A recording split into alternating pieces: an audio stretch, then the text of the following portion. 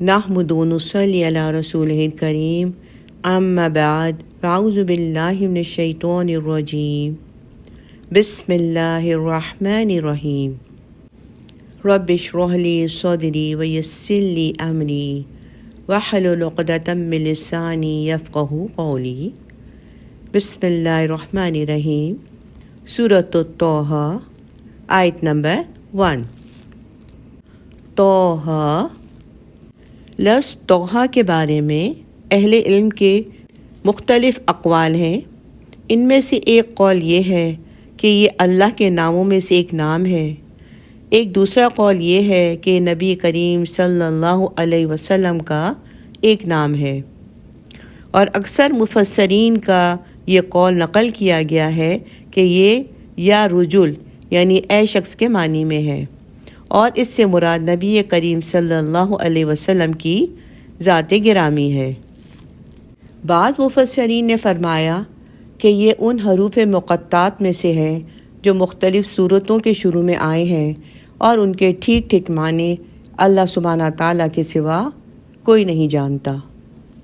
آیت نمبر 2۔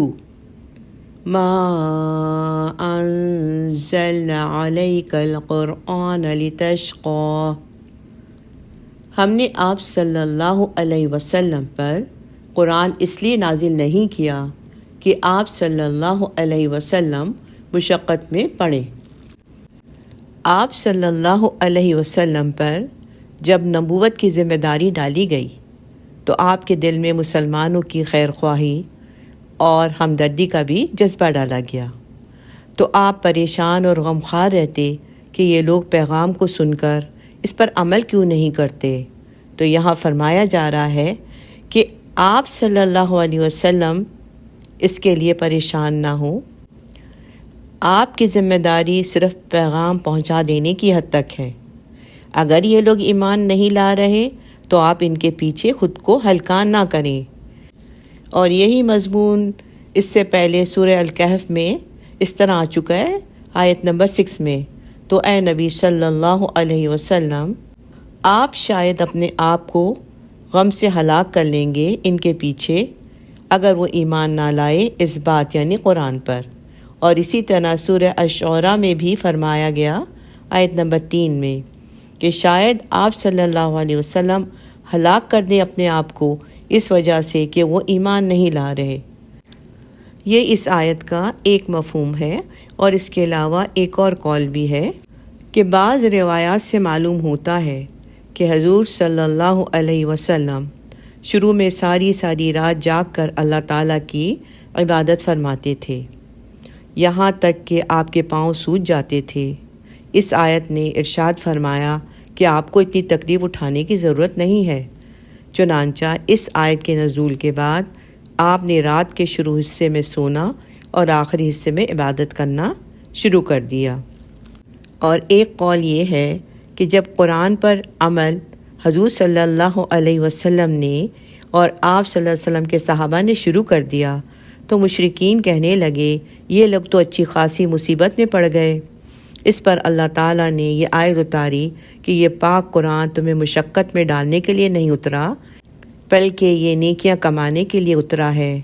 یہ اللہ کا علم ہے، جسے یہ ملا اسے بہت بڑی دولت مل گئی۔ چنانچہ بخاری اور مسلم میں ہے کہ جس کے ساتھ اللہ سبحانہ تعالیٰ کا ارادہ بھلائی کا ہو جاتا ہے اسے دین کی سمجھ عطا فرماتا ہے۔ اللہ سبحانہ تعالیٰ کا فرمان ہے جس قدر آسانی سے پڑھا جائے پڑھ لیا کرو۔ یہ قرآن شقاوت اور مصیبت کی چیز نہیں بلکہ رحمت اور نور اور دلیل جنت ہے۔ سبحان اللہ۔ آیا 3۔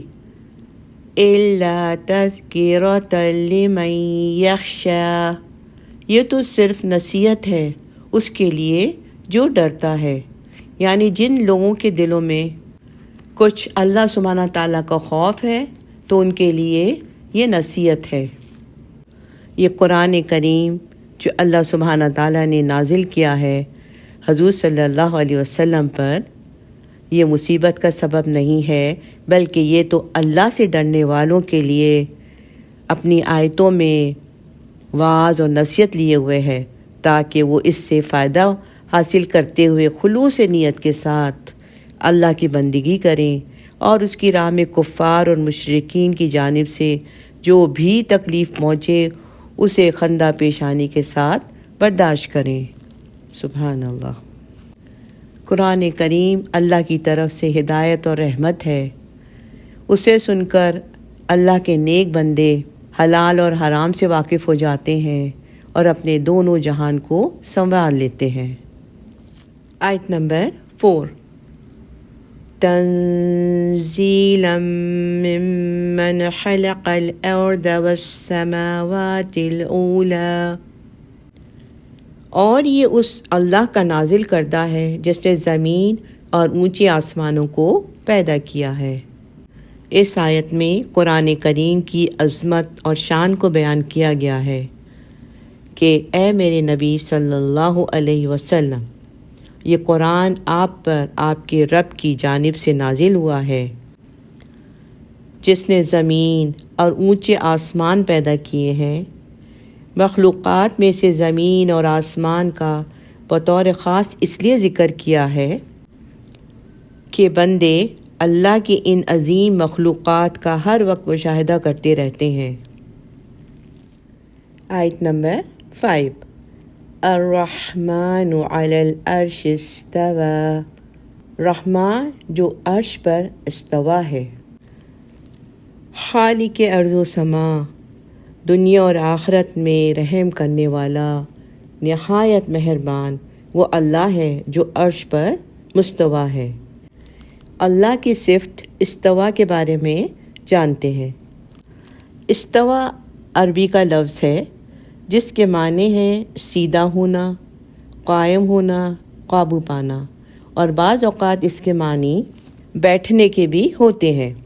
اللہ سبحانہ تعالیٰ چونکہ جسم اور مکان سے پاک ہے، اس لیے اس کے یہ معنی سمجھنا صحیح نہیں کہ جس طرح کوئی انسان تخت پر بیٹھتا ہے اسی طرح معاذ اللہ اللہ تعالیٰ بھی عرش پر بیٹھے ہیں۔ استوا اللہ کی ایک صفت ہے اور علماء کے نزدیک اس کی ٹھیک کیفیت اللہ کے سوا کوئی نہیں جانتا اور اسے متشابہات میں شمار کیا گیا ہے جس کی کھود اور کرید میں پڑھنے سے خود قرآن کریم نے منع فرمایا ہے۔ چنانچہ اس کا کوئی بھی ترجمہ کرنا مغالطہ پیدا کر سکتا ہے، اسی بنا پر یہاں پر اس کا ترجمہ استوا ہی کیا گیا ہے۔ اتنا ایمان رکھنا کافی ہے کہ اللہ نے اپنی شان کے مطابق استوا فرمایا جس کی حقیقت ہماری محدود عقل کے ادراک سے باہر ہے۔ حافظ ابن کثیر لکھتے ہیں کہ قرآن اور سنت میں اللہ تعالیٰ کی جو صفات ثابت ہیں ان کے سلسلے میں سلف کا مسلک یہی رہا ہے کہ انہیں اسی طرح بغیر تعویل و تحریف، تشبیہ و تمثیل اور بغیر کوئی کیفیت بیان کیے ہوئے مان لیا جائے۔ امام مالک رحمۃ اللہ علیہ سے اللہ تعالیٰ کے عرش پر مستوی ہونے کی کیفیت کے بارے میں پوچھا گیا تو آپ نے فرمایا الاستوا معلوم، اللہ کے عرش پر مستوی ہونا قرآن اور سنت سے ثابت ہے۔ والکیفیہ مجہول، اور استوا کی کیفیت مجہول ہے کیونکہ اس کے بارے میں کچھ نہیں بتایا گیا۔ والسوال عند بدعہ، اور اس کے بارے میں سوال کرنا بدعت ہے۔ والایمان بہ والواجب، اور اس صفت پر ایمان لانا واجب ہے۔ یہ قاعدہ تمام اللہ کی صفات کے بارے میں عام ہے۔ آیت نمبر 6۔ لَهُ مَا فِي السَّمَاوَاتِ وَمَا فِي الْأَرْضِ وَمَا بَيْنَهُمَا وَمَا تَحْتَ الثَّرَىٰ، اسی کا ہے جو کچھ آسمانوں میں ہے، جو کچھ زمین میں ہے، جو کچھ ان دونوں کے درمیان ہے، اور جو کچھ زمین کے سب سے نچلے طبقے کے نیچے ہے۔ الثریٰ کے معنی گیلی مٹی کے ہیں، یعنی گیلی مٹی کے نیچے بھی جو کچھ ہے وہ بھی اللہ سبحانہ تعالیٰ کی ملکیت ہے۔ آسمانوں میں اور زمین میں اور ان دونوں کے درمیان اور ساتوں زمین میں جو کچھ بھی ہے وہ سب اللہ کی ملکیت ہے، سب اللہ کے زیر سلطنت ہیں۔ ان میں سے کوئی بھی چیز اللہ کی مرضی کے بغیر نہ حرکت کرتی ہے، نہ سکون پذیر ہوتی ہے، نہ بدلتی ہے، نہ قرار پاتی ہے۔ سبحان اللہ۔ اس آیت میں اللہ سبحانہ تعالیٰ کا تعارف ہے کہ قرآن پڑھنے ہی سے اللہ کی معرفت پیدا ہوتی ہے۔ اللہ کی عظمت اور اس کی شان یہاں بیان ہو رہی ہے کہ آسمانوں میں جو کچھ ہے، یعنی آسمان میں سورج، چاند، ستارے، سیارے، جن چیزوں کو ہم آنکھوں سے دیکھتے ہیں، اور وہ چیزیں جو آنکھوں سے پوشیدہ ہیں، مثلاً فرشتے اور مختلف چیزیں۔ پھر زمین میں جو کچھ بھی ہے، زمین کی سطح پہ پہاڑ، جنگل، دریا، انسان، جانور، سمندروں میں مچھلیاں وغیرہ، اور اگر زمین کو کھودیں تو اس کے نیچے سے گیلی مٹی نکلتی ہے۔ پھر زمین کو زیادہ کھودیں تو اس میں زمین کے خزانے ہیں، اور اس کے علاوہ نباتات وغیرہ ہیں۔ اور آسمان اور زمین کے درمیان بادل، پرندے، ہوائیں جنہیں ہم محسوس کرتے ہیں، اور یہ سب اللہ ہی کی ملکیت ہے۔ یہ تمام چیزیں سب اللہ سبحانہ تعالیٰ کی ملکیت میں ہیں۔ وہ خالق بھی ہے، ان کا مالک بھی ہے، اور ان کا احاطہ بھی کیے ہوئے ہیں۔ اس عظیم مالک کائنات نے انسان کی رہنمائی کے لیے قرآن پاک نازل کیا، جو اس رب کا کلام ہے، اور یہ کلام انسان کی صحیح رہنمائی اور ان کو گمراہی سے نکال کر ہدایت کے نور کی طرف لے جانے کے لیے نازل کیا گیا ہے۔ اس کلام میں انسان کی بہتری ہے۔ اس کو پڑھنے سے انسان کی زندگی آسان ہو جاتی ہے۔ یہ مشقت کی کتاب نہیں ہے، اور اللہ تعالیٰ نے اس کو نہ مشکل بنا کے بھیجا ہے، نہ انسانوں کی مشقت کے لیے بنا کے بھیجا ہے۔ یہ تو انسان کے لیے راہ ہدایت ہے، اور مسلمانوں کے لیے جنت کا پروانہ ہے۔ جو اس پر عمل کرے گا اور اس کے احکامات پر چلے گا تو اس کے لیے جنت کے باغوں کی خوشخبری ہے۔ سبحان اللہ۔ اللہم اجعلنا منہم، آمین۔ آیت نمبر 7۔ وَإِن تَجْهَرْ بِالْقَوْلِ، اور اگر تم بلند آواز سے کوئی بات کرو، اللہ کو پکارتے ہوئے، اس سے دعا یا مناجات کرتے ہوئے، اگر تم لوگ اپنی آوازوں کو بلند کرو یا آہستہ رکھو، اسے کوئی فرق نہیں پڑتا۔ فَإِنَّهُ يَعْلَمُ السِّرَّ وَأَخْفَى، وہ تو یقیناً جانتا ہے چھپی بات کو بھی اور نہایت مخفی بات کو بھی۔ یعنی اگر آپ بلند آواز سے اللہ کو یاد کرتے ہیں اور دعا و مناجات کرتے ہیں تو جان لیجئے کہ اللہ اس سے بے نیاز ہے، کیونکہ وہ تو چھپے ہوئے رازوں کو بھی جانتا ہے، بلکہ انسان کے سینوں میں جو مخفی راز ہیں وہ ان کو بھی جانتا ہے، اور وہ راز جو خیالات اس کے ذہن میں، اس کے سینے میں آنے والے ہیں، ان تک کو بھی وہ جانتا ہے۔ یعنی جنہیں انسان نہیں جانتا وہ بھی رب جانتا ہے، جن کا علم صرف علام الغیوب کو ہوتا ہے۔ سورہ الاعراف آیت نمبر 205 میں اللہ سبحانہ تعالیٰ نے فرمایا کہ آپ اپنے رب کو اپنے دل میں عاجزی اور خوف کے ساتھ یاد کیجیے۔ یعنی اس آیت میں اس بات پر تنبیہ کی گئی ہے کہ بلند آواز سے ذکر الہی کرنا اور دعا اللہ سبحانہ تعالیٰ کو سنانے کے لیے نہیں ہونی چاہیے، بلکہ اس کا مقصد یہ ہونا چاہیے کہ دل جو ہے اللہ کی یاد میں مشغول ہو، اور وسوسوں کو دور کر کے ذہن میں یکسوئی پیدا کرنا ہو، اور حد درجہ اللہ سے عجز و انکساری کے ساتھ دعا کرنا مقصود ہو۔ آیت نمبر 8۔ اللہ لا الہ الا ہو لہ الاسماء الحسنی، اللہ وہ ہے جس کے سوا کوئی معبود نہیں، اس کے اچھے اچھے نام ہیں۔ یہاں اللہ تعالیٰ کے صفاتی نام کا ذکر ہو رہا ہے کہ اللہ تعالیٰ کے بہت سے صفاتی نام ہیں جن کے ذریعے انہیں پکارا جائے۔ جس قسم کی حاجت ہو اسی صفاتی نام سے پکارا جائے تو بہتر ہے، لیکن نہ بلند آواز سے پکارا جائے نہ بالکل پست آواز سے پکارا جائے۔ سورہ الاعراف آیت نمبر 180 میں اللہ سبحانہ تعالیٰ نے فرمایا ہے کہ اللہ تعالیٰ کے اچھے اچھے نام ہیں، بس انہی ناموں سے اس کو پکارو۔ حدیث میں ہے کہ اللہ سبحانہ تعالیٰ کے 99 نام ہیں، جو شخص انہیں گنے گا وہ جنت میں داخل ہوگا۔ اس کا مفہوم یہ ہے کہ جو اللہ کے 99 نام یاد کرے گا وہ جنت کا حقدار ہوگا۔ اس کا یہ مفہوم نہیں ہے کہ اللہ کے صرف 99 نام ہی ہیں، بلکہ اللہ کے نام اس سے زیادہ ہیں جن کی تعداد اللہ ہی جانتا ہے۔ جیسا کہ ابن مسعود رضی اللہ تعالیٰ عنہ کی اس حدیث سے معلوم ہوتا ہے، جس میں رسول صلی اللہ علیہ وسلم نے صحابہ کرام کو ایک عظیم دعا سکھائی کہ میں تجھ سے تیرے ہر اس نام کے ذریعے مانگتا ہوں جو تو نے اپنے لیے رکھا ہے یا جسے تو نے اپنے پاس علم غیب میں چھپا رکھا ہے۔ علماء کا اتفاق ہے کہ اللہ سبحانہ تعالیٰ کے 1000 نام ہیں۔ سبحان اللہ۔ اللہ تعالیٰ کے اچھے اچھے اسماء سے مراد اللہ تعالیٰ کے وہ نام ہیں جن سے اس کی مختلف صفات، اس کی عظمت و جلالت اور اس کی قدرت و طاقت کا اظہار ہوتا ہے۔ یعنی اس بات پر ایمان لایا جائے کہ اگر وہ رحیم ہے تو اس کی رحمت ہر چیز پر ہے، اسی طرح اگر وہ غفور ہے تو اپنے بندوں کے ہر طرح کے گناہ معاف کرتا ہے، اور وہ قدیر ہے تو اپنی تمام تر قدرت کے ساتھ ہر چیز پر قادر ہے۔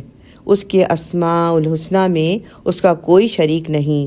جس طرح اپنی ذات میں یکتا ہے اسی طرح اپنی صفات میں بھی وہ یکتا ہے۔ مزید تفصیل کے لیے ویڈیو الاسماء الحسنہ ملاحظہ فرمائیے۔ آیت نمبر 9 سے حضرت موسیٰ علیہ السلام کا قصہ شروع ہوتا ہے۔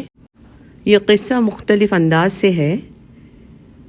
آیت نمبر 9، وَهَلْ أَتَاكَ حَدِيثُ مُوسَىٰ، کیا آپ صلی اللہ علیہ وسلم تک پہنچی ہے موسیٰ علیہ السلام کی خبر؟ یعنی یہاں پر سوالیہ انداز میں ایک بات کی گئی ہے۔ یہ انداز اس لیے اپنایا گیا ہے کہ مخاطب کو متوجہ کیا جائے کہ کیا آپ تک پہنچی ہے موسیٰ علیہ السلام کی خبر۔ آیت نمبر 10، اِذْ رَأَىٰ نَارًا، جب انہوں نے ایک آگ دیکھی، فَقَالَ لِأَهْلِهِمْ كُثُوا إِنِّي آنَسْتُ نَارًا، تو انہوں نے اپنے گھر والوں سے کہا کہ آپ ذرا یہاں ٹھہریے، مجھے آگ نظر آئی ہے۔ لَعَلِّي آتِيكُم مِّنْهَا بِقَبَسٍ أَوْ أَجِدُ عَلَى النَّارِ هُدًى، تاکہ میں لے آؤں آپ کے لیے اس میں سے کوئی انگارہ یا میں پاؤں اس آگ کی جگہ سے کوئی رہنمائی۔ آیت نمبر 11، فَلَمَّا أَتَاهَا نُودِيَ يَا مُوسَىٰ، پھر جب وہ آئے اس آگ کے پاس تو ندا دی گئی، اے موسیٰ۔ آیت نمبر 12، انی انا ربک، میں تمہارا پروردگار ہوں۔ فاخلع نعلیک انک بالوادی المقدس طوی، چنانچہ اپنی جوتیاں اتار دیں کیونکہ اس وقت آپ مقدس وادی طویٰ میں ہیں۔ آیت نمبر 13، وَأَنَا اخْتَرْتُكَ فَاسْتَمِعْ لِمَا يُوحَىٰ، اور میں نے آپ کو چن لیا ہے تو اب ذرا توجہ سے سنیں جو وحی آپ پر کی جا رہی ہے۔ آیت نمبر 14، اننی انا اللہ لا الہ الا انا فاعبدونی واقم الصلاة لذکری، یقیناً میں ہی اللہ ہوں، کوئی اور معبود نہیں سوائے میرے، بس آپ میری ہی بندگی کریں اور نماز قائم رکھیں میری یاد کے لیے۔ آئیے ان آیات کو تفصیل سے جانتے ہیں۔ آیت نمبر 8 تک اللہ تعالیٰ کی توحید کے بارے میں ذکر ہوا ہے۔ اب یہاں بیان کیا جا رہا ہے کہ کہ تمام انبیاء کرام کی دعوت کا مقصد یہی توحید باری تعالیٰ تھا۔ چنانچہ موسیٰ علیہ السلام جو ایک بڑے نبی و رسول تھے، ان سے جب اللہ تعالیٰ کوہ طور پر ہم کلام ہوئے تو انہیں ان کے رسول ہونے کی خبر دینے کے بعد جو پہلی بات کہی وہ یہی تھی کہ اللہ کے سوا کوئی لائق عبادت نہیں ہے۔ اب یہاں پر ان آیات میں موسیٰ علیہ السلام پر نزول وحی کی ابتدا اور اللہ سبحانہ تعالیٰ سے ہم کلام ہونے کا واقعہ بیان کیا جا رہا ہے۔ اس واقعے کے ذریعے نبی کریم صلی اللہ علیہ وسلم کو تسلی دی گئی ہے کہ پیغام رسانی کی راہ میں آپ کو جو مشکلیں اٹھانی پڑ رہی ہیں یہ کچھ آپ ہی کے ساتھ نہیں ہے، ایسا تو تمام انبیاء کرام کے ساتھ ہوا ہے۔ موسیٰ علیہ السلام مدین میں 10 سال گزار کر اپنی اہلیہ کے ساتھ مصر کی طرف روانہ ہوئے تو اللہ کی مصلحت کے مطابق کوہ طور کے قریب راستہ کھو بیٹھے۔ موسم سرما کی سرد اور اندھیری رات تھی، انہیں روشنی اور آگ دونوں کی ضرورت تھی۔ کوہ طور کی طرف سے انہیں آگ کی روشنی نظر آئی تو اپنی اہلیہ سے بطور خوشخبری کہا کہ تم یہیں رکی رہو، میں تمہارے لیے آگ لے کر آتا ہوں، یا شاید وہاں کوئی آدمی مل جائے جو ہماری رہنمائی کرے۔ موسیٰ علیہ السلام جب آگ کے قریب پہنچے تو وہاں معاملہ ہی دوسرا تھا۔ وہاں وادی کے داہنے جانب ایک درخت تھا جو بقیہ نور بنا ہوا تھا۔ وہاں سے آواز آئی، اے موسیٰ، میں آپ کا رب ہوں اور آپ سے مخاطب ہوں، اور آپ اس وقت مقدس وادی طویٰ میں کھڑے ہیں۔ اپنے رب کے لیے تعظیم و تواضع اور ادب کا اظہار کرتے ہوئے جوتے اتار دیجئے، یا مفہوم یہ ہے کہ اپنے جوتے اتار دیجئے تاکہ وادی مقدس کی برکات قدموں کے راستے آپ کے جسم میں سرات کر جائیں۔ اور ہم نے آپ کو اس زمانے کے تمام لوگوں کے درمیان چن لیا ہے اور اپنی پیغمبری کے لیے اختیار کر لیا ہے۔ اس لیے اب آپ پر جو وحی نازل ہونے جا رہی ہے اسے غور سے سنیے اور اس کی ذمہ داری قبول کرنے کے لیے تیار ہو جائیے۔ میں ہی اللہ ہوں، میرے سوا کوئی عبادت کے لائق نہیں، اس لیے میری عبادت کیجیے اور مجھے یاد کرنے کے لیے نماز قائم کیجیے۔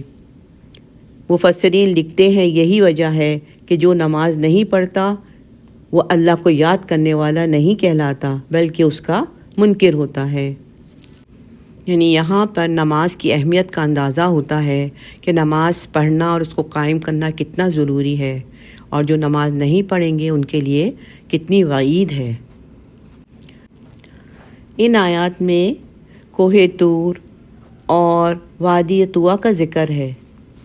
یہ ان مقامات میں سے ہیں جنہیں اللہ تعالیٰ نے خصوصی تقدس عطا فرمایا ہے، اور جوتے اتارنے کا حکم ایک تو اس وادی کے تقدس کی وجہ سے تھا، اور دوسرے یہ موقع جب کہ اللہ تعالیٰ کے ساتھ ہم کلامی کا شرف مل رہا تھا، ادب اور عز و نیاز کے اظہار کا موقع تھا، اسی لیے بھی جوتے اتار دینا مناسب تھا۔ اسی لیے ہم دیکھتے ہیں کہ ہماری عبادات جیسے نماز ہے، یا ہم مسجد میں ہیں یا حرم شریف میں ہم طواف کر رہے ہوتے ہیں تو ادب اور احتراماً ہم سب جوتے اتار کر ہی یہ فرائض انجام دیتے ہیں۔ آیت نمبر 15، ان الساعۃ آتیۃ اکاد اخفیہا لتجزی کل نفس بما تسعی، بے شک قیامت آ کے رہے گی، میں اسے مخفی ہی رکھوں گا تاکہ بدلہ دیا جائے ہر جان کو جو اس نے کوشش کی ہو۔ قیامت کا آنا یقینی امر ہے اور اس میں کوئی شبہ نہیں، لیکن اللہ سبحانہ تعالیٰ نے اس کا وقت تمام انسان اور جن سے اتنا پوشیدہ رکھا ہے کہ قریب تھا کہ اللہ تعالیٰ اس کا ذکر ہی نہ کرتا اور اس کو صیغہ راز میں رکھتا، اور یہاں تک کہ اچانک ہی قیامت واقع ہو جاتی۔ لیکن اللہ سبحانہ تعالیٰ کا اپنے مومن بندوں پر رحم اور کرم ہے، یہ اس کا فضل ہے کہ یہ ہمیں بتا دیا کہ قیامت آئے گی، لیکن کب آئے گی اس کا علم کسی کو نہیں سوائے اللہ سبحانہ تعالیٰ کے۔ اللہ سبحانہ تعالیٰ نے اپنے مومن بندوں پر رحم کرتے ہوئے انہیں عمل صالح کی ترغیب دلانے کے لیے اور تاکہ غیر مومنوں کے لیے کوئی بہانہ یا عذر باقی نہ رہے اس کا ذکر کر دیا۔ اس دن اللہ سبحانہ تعالیٰ تمام انسانوں کو ان کے نیک اور بد اعمال کا بدلہ چکائیں گے اور جو انہوں نے دنیا میں اپنے اختیار اور مرضی سے کیے ہوں گے۔ اس لیے پچھلی آیت نمبر 14 میں اللہ سبحانہ تعالیٰ نے فرمایا اس دن کی گرفت سے بچنے کے لیے اللہ کی عبادت کرنا اور نماز قائم کرنا واجب ہے۔ آیت نمبر 16 فَلَا يَصُدَّنَّكَ عَنْهَا مَن لَّا يُؤْمِنُ بِهَا وَاتَّبَعَ هَوَاهُ فَتَرْدَىٰ، پس آپ کو اس کی فکر سے وہ شخص غافل نہ کر دے جو اس پر ایمان نہیں رکھتا ہے اور وہ اپنی خواہشات کی اتباع کرتا ہے، ورنہ آپ ہلاکت میں پڑ جائیے گا۔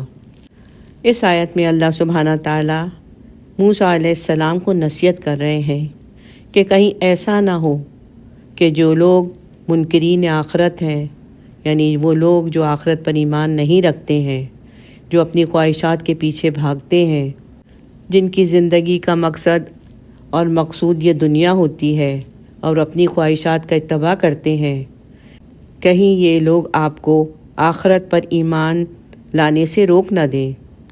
یعنی آپ ایسے لوگوں کی پیروی نہ کیجیے جو آخرت کا انکار کرتے ہیں اور جن کی زندگی کا مقصد صرف دنیا ہے، یعنی حصول لذت دنیا ہے، اور جو اللہ کی رضا سے بالکل غافل ہیں، وہ لوگ جنہیں آخرت کے بالکل پرواہ نہیں اور یہ بھی پرواہ نہیں کہ ہمیں اللہ کے سامنے ایک دن جا کے جواب دینا ہے اپنے اعمال کا۔ آیت نمبر 17 and 18۔ آیت نمبر 17 وَمَا تِلْكَ بِيَمِينِكَ يَا مُوسَىٰ، اور اے موسیٰ علیہ السلام یہ آپ کے دائنے ہاتھ میں کیا ہے؟ آیت نمبر 18 قَالَ هِيَ عَصَايَ، کہا یہ میرا عصا ہے۔ ان آیات سے حضرت موسیٰ علیہ السلام کو جو معجزات دیے جانے والے تھے انہی سے متعلق کلام کی ابتدا ہو رہی ہے۔ یہاں اللہ سبحانہ تعالیٰ نے سوال کیا کہ اور اے موسیٰ یہ آپ کے دائنے ہاتھ میں کیا ہے؟ بظاہر عصا کے بارے میں سوال کا بس یہی جواب کافی تھا کہ یہ عصا ہے، لیکن حضرت موسیٰ علیہ السلام نے اس سلسلے میں زیادہ تفصیل بیان کر دی۔ زیادہ تر مفسرین کے نزدیک اس کی وجہ یہ تھی کہ آپ علیہ السلام نے اللہ تعالیٰ سے بات کرنے اور مکالمے کے ذوق و شوق میں اپنی بات کو بڑھانے کی کوشش کی تھی، چنانچہ آپ علیہ السلام نے بات کو آگے بڑھاتے ہوئے عرض کیا أَتَوَكَّأُ عَلَيْهَا وَأَحُشُّ بِهَا عَلَى غَنَمِي وَلِيَ فِيهَا مَآرِبُ أُخْرَى، میں اس پر ٹیک بھی لگا لیتا ہوں اور اس سے اپنی بکریوں کے لیے درختوں سے پتے بھی جھاڑ لیتا ہوں، اور اس میں میرے لیے اور بھی کئی کام ہوتے ہیں۔ اللہ تعالیٰ نے موسیٰ علیہ السلام سے پوچھا کہ آپ کے دائیں ہاتھ میں وہ کیا ہے؟ تو انہوں نے کہا یہ میری لاٹھی ہے جس پر میں ٹیک لگاتا ہوں اور اس کے ذریعے میں اپنی بکریوں کے کھانے کے لیے درختوں سے پتے گراتا ہوں، اور میں اسے دیگر کاموں کے لیے استعمال کرتا ہوں۔ مثال کے طور پر میں اس پر اپنا زاد سفر اور پانی لٹکا کر اپنے کندھے پر ڈھوتا ہوں۔ آیت نمبر 19, 20 and 21۔ آیت نمبر 19 قَالَ أَلْقِيهَا يَا مُوسَىٰ، فرمایا اے موسیٰ علیہ السلام اس کو ذرا پھینکیں تو صحیح۔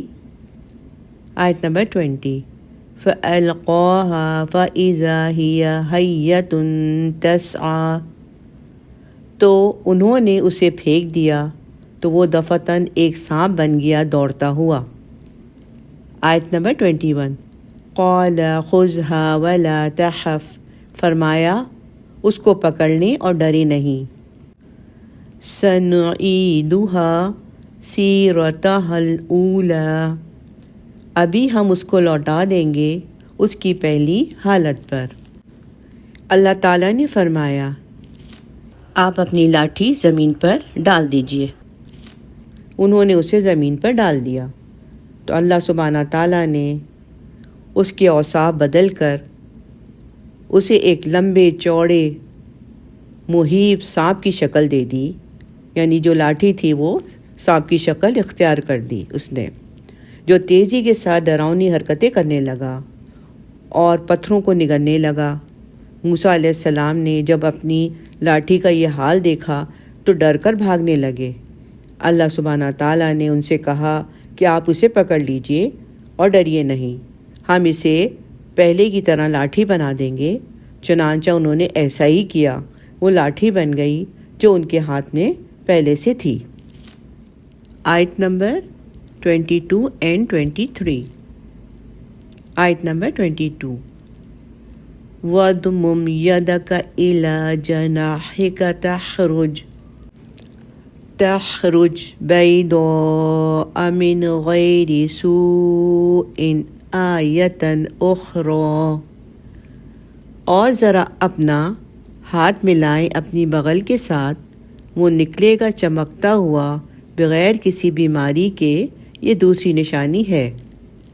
آیت نمبر 23۔ لِنُرِيَكَ مِنْ آیَاتِنَا الْكُبْرَى، تاکہ ہم اپنی بڑی نشانیوں میں سے کچھ نشانیاں آپ کو دکھائیں۔ ان آیات میں حضرت موسیٰ علیہ السلام کو جو دوسرا معجزہ دیا گیا تھا اس کے بارے میں ذکر ہے۔ اللہ تعالیٰ نے موسیٰ علیہ السلام سے فرمایا آپ اپنا ہاتھ اپنے گریبان میں ڈال کر نکال لیجئے، وہ بغیر کسی بھی بیماری کے، یعنی برس کی بیماری کے، خوبصورت چمکتا ہوا ہوگا۔ یہ آپ کی نبوت کی صداقت پر دلالت کرنے والا دوسرا معجزہ ہوگا، اور حق تو یہ تھا کہ یہ دونوں نشانیاں فرعون کے سامنے ظاہر کی جاتیں، لیکن ہم نے آپ کو پہلے ہی اس لیے دکھا دیا تاکہ آپ کا دل مضبوط ہو اور فرعون کا چیلنج قبول کرتے وقت اطمینان رہے کہ آپ کے پاس ہمارے عطا کردہ معجزات ہیں، جن کے ظاہر ہوتے ہی اس کا مکر و فریب سب عیاں ہو جائے گا اور آپ غالب ہوں گے۔ آیت نمبر 24۔ اذهب إلى فرعون إنه طغى، اب آپ جائیں فرعون کی طرف، وہ بڑا سرکش ہو گیا ہے۔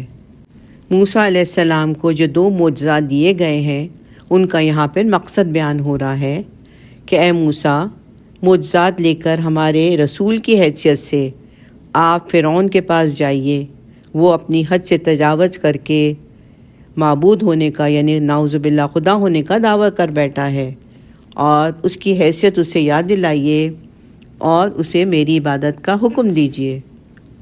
یعنی فرعون کی سرکشی اب حد سے تجاوز کر رہی ہے، چنانچہ آپ جائیں اور اسے بھلائی اور دین حق کی دعوت دیں، اسے یہ بھی کہیں کہ وہ بنی اسرائیل پر ظلم نہ کرے اور انہیں واپس اپنے وطن فلسطین جانے کی اجازت دے دے۔ الحمدللہ یہاں اس رکوع کا اختتام ہوا۔ بارک اللہ لی و لکم، وآخر دعوانا ان الحمدللہ رب العالمین۔ سبحانک اللہم و بحمدک، نشہد ان لا الہ الا انت، نستغفرک و نتوب الیک۔ آمین یا رب العالمین۔ السلام علیکم ورحمۃ اللہ وبرکاتہ۔